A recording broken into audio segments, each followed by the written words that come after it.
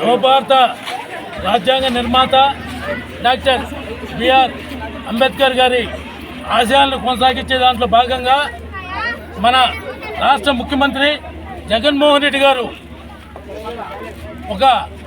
ఆయన గుర్తింపుగా ఆయన ఆశయాలు ప్రతి నిత్యం ఆ విగ్రహం చూస్తే గుర్తొచ్చే విధంగా మన విజయవాడలో 125 అడుగుల అంబేద్కర్ గారి విగ్రహాన్ని 19వ తేదీ ఆవిష్కరించడం జరుగుతుంది. ఆయన ఆశయాల్ని సమాజ స్థాపన కోసం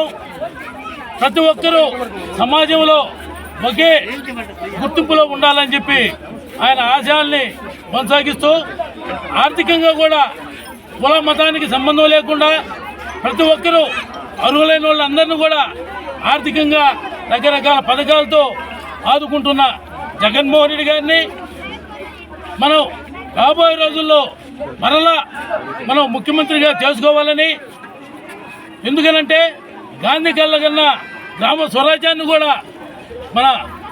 జగన్మోహన్ రెడ్డి గారు ఈరోజు సచివాలయ వ్యవస్థ, వాలంటీర్ వ్యవస్థ ద్వారా ప్రజలకు పరిపాలనని చేరువుగా తీసుకొచ్చిన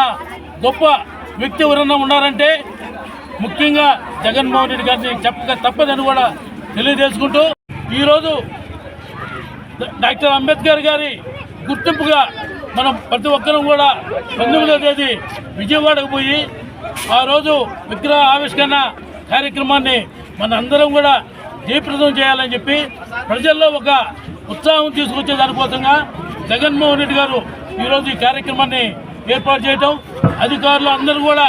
సహకరించి పేద బడుగు బలహీన వర్గాల ప్రజలు అందరూ కూడా సహకరించిన అందరూ ప్రతి ఒక్కరికి పేరు పైన ధన్యవాదాలు తెలియజేసుకుంటూ జగన్మోహన్ రెడ్డి గారిని మనందరం కూడా ముఖ్యమంత్రిగా చేసుకోవాలని చెప్పి కోరుకుంటూ సెలవు తీసుకుంటాం.